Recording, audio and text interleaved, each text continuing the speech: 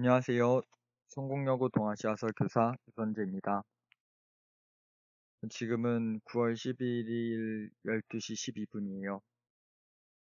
청나라를 보도록 하겠습니다. 중국 명나라 다음에 청나라. 청나라 흐름을 살펴보면 청나라 태조가 후금을 건국하고, 왜 후금이 우리나라 쳐들어왔었죠.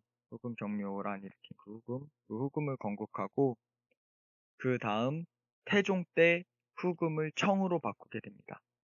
청이 우리나라 쳐들어왔었죠. 병자호란.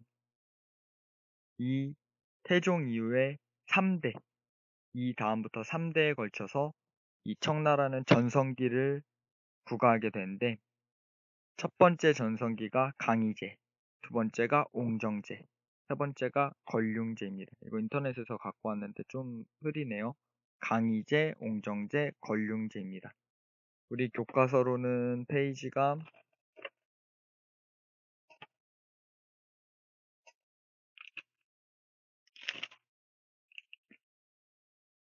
140페이지 청대사회 그 부분입니다. 자, 이 강희제, 옹정제, 걸륭제 이 3대에 걸쳐서 엄청난 전성기를 구가하게 돼서 이때를 강희제, 걸륭제, 강건성세라고 한대요. 강건성세.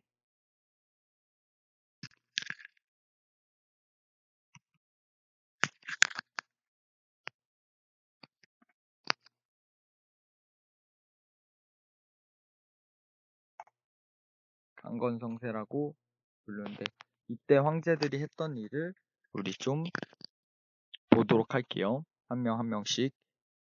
강희제 같은 경우는 공부를 굉장히 좋아했어요. 8살 때부터 황제가 됐어요. 근데 주변에 휘둘리지 않고, 보통 왜 우리 어린 황제가 되면은, 어린 사람이 황제가 되면은 주변에서 그 황제를 허수아비로 세우고 뭐 세도 정치를 할 수도 있고, 주변에서 환관들, 내시들이 황제를 이용할 수도 있고. 그런데 이 강희제 같은 경우는 주변에 휘둘리지 않고 무려 60년이나 재위를 합니다. 그리고 아들이 35명이나 있었어요. 강희제는 싸움도 잘했고 공부도 잘하고, 강희제는 정말 천재적이었어요. 그리고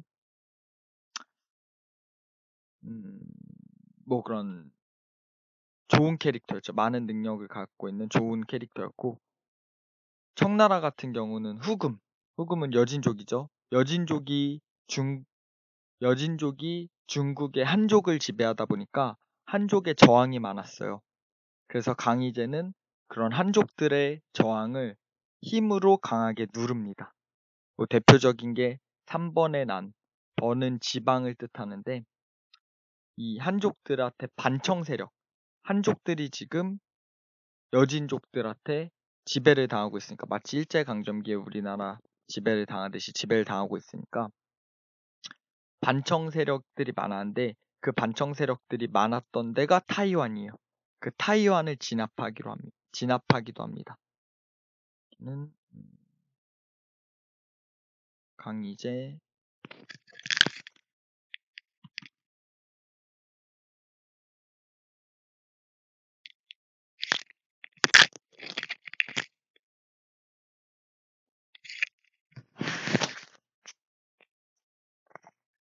네, 강희제는 뭐 이런 일을 했고, 강희제는 그러니까 중국 내부의 혼란을 진압한 게 강희제예요. 그 다음 왕인 옹정제는 제가 가장 좋아하는 왕 중에 한 명인데, 막 잠 조금만 자고 일 열심히 하고 공부 열심히 하고 그랬던 사람이에요. 그리고 심지어 옹정제는 저처럼 이렇게 한족들을 마음으로 따르게끔 하려고 노력했던 사람이에요. 진심으로 대해서 마음으로 따르게끔 하려고 노력했던 사람이고, 그랬던 사람이에요. 아무튼 이 강희제, 옹정제가 공통적으로 한 게 굉장히 중요한데, 여기가 시험에 나올 포인트라고 할 수 있겠네요. 그 다음이 이 강희제와 옹정제가 공통적으로 했던 일이 바로 지정은제라고 세금 제도를 시행했습니다. 지정은제.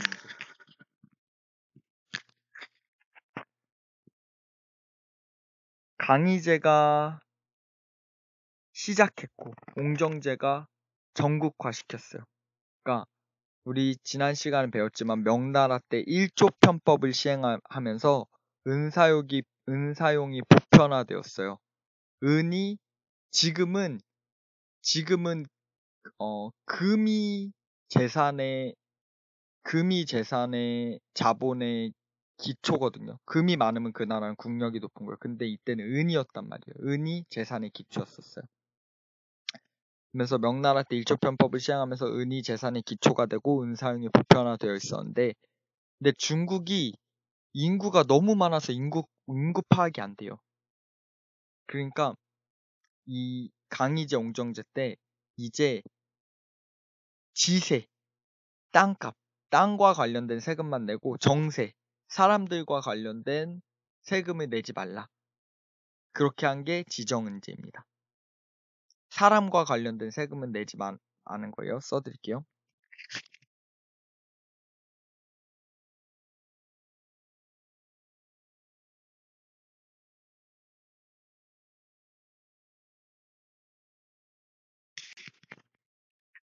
그리고 정세는 내지 않은 거예요. 지세만 내고 정세는 내지 않은 거예요. 이거는 땅을 가진 사람만 세금을 내라고 하는 거예요. 이건 이 시기에 굉장히 혁명적인 거예요. 지금도 못하고 있는 거거든요, 이거는. 그러니까 돈 많은 사람들만 세금을 내라는 거예요. 지금으로 따지면은 땅 가진 사람들, 건물주 같은 사람들만 세금을 내라는 거예요. 근데 이 지정은제를 하기 전에 중국에 어떠한 폐해가 있었냐면은, 만약에 집에 자식이 10명이야. 뭐 흥분가 놀분가? 흥분가요? 흥부처럼 집에 자식이 10명이야. 그러면은 흥부 찢어지게 가난하죠.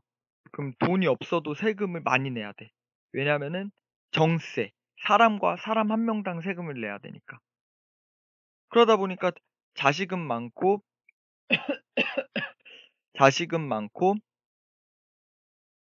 그 돈 없는 사람들, 그런 사람들은 정세, 사람에 관련된 세금을 내기 싫어서 자식을 낳아도 출생신고를 안 하는 거예요. 출생신고를 안 하다 보니까 나라의 인구를 정확히 조사하기가 힘들었어요. 이런 폐해가 있었어. 근데 지정은제로 정세를 없애자 사람들이 다 너도 나도 다시 출생신고를 하는 거예요. 그러면서 인구가 기하급수적으로 증가하게 됩니다.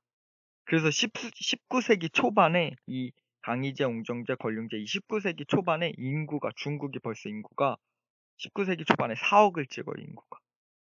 인구도 중요합니다. 지정은세의 영향으로 인구가 증가하였다. 근데 이 인구가 자연적으로 증가한 것도 물론 있지만, 뭐 이때 당시 막 고구마, 작물이 유입되고, 아메리카로부터, 유럽으로부터 작물이 유입되면서 고구마 같은 게 유입되면서 식량이 많아지고 그런 것도 있었지만, 그동안 숨겨왔던 인구가 신고하지 않았던 인구가 폭발적으로 증가하면서 이 인구가 원래 이렇게 많았던 거죠. 다음은 권륭제. 권륭제는 영토를 확장해요.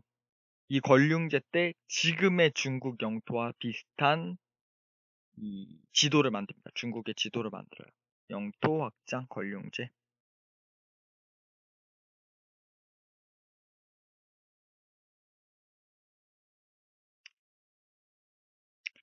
근데 이 권륭제가 전쟁을 많이 하고 좋았지만 말년에 사치를 너무 많이 해요.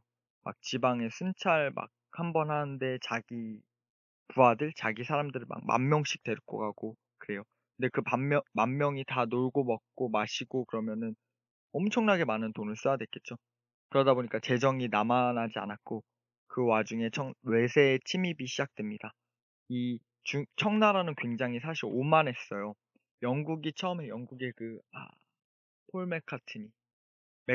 폴 메카트니가 아니라 그냥 메카트니, 영국의 메카트니라는 사람이 이렇게 상인이 거래를 하자고 왔는데, 청나라는 우리는 너네한테 필요한 게 없어. 그냥 우리는 우리는 넘치니까 먹을 것도 많고 우리는 풍부하니까 우리가 그냥 너네를 위해서 교역을 해줄게. 이런 명나라와 청나라에 관련된 교역은 다음 영상 때 말씀드릴게요. 그거 갖고 또 그 주제로 얘기를 해야 되기 때문에. 아무튼 그렇게 오만했어요. 중국이 문을 개방하지 않았죠. 그러니까 시대는 변하고 있는데 중국은 문을 열지 않았던 거예요. 근데 이때 당시 영국에서는 이미 산업혁명이 일어난 시기였었어요. 그래서 결국 이 중국의 문을 강제로 열기 위해 영국이 정말 치사한 중간고사 끝나고 기말고사 때 배울 아편전쟁이 되죠. 그리고 아편전쟁으로 결국 강제로 청나라가 문을 열게 되고, 그리고 아편전쟁 이후에 중국의 국력이 쇠퇴하면서 신해혁명 이후 중화민국, 그러면서 청나라는 멸망하게 됩니다. 자, 여러분 오늘 딱 간단하게 세 개 했다. 이 청나라의 흐름과 강희제, 옹정제, 권륭제의 간단한 업적, 그리고 지정은제. 흐름, 강희제, 옹정제, 권륭제, 지정은제. 이 세 가지 했습니다, 여러분. 고생했고, 시험이 얼마 남지 않았어요. 공부 화이팅하고, 여러분 저도 이 늦은 시간에 이렇게 열심히 공부하고 인강 찍고 그러고 있어요. 화이팅 합시다. 시험 잘 보고 다음 시간에 봐요. 고생하셨습니다.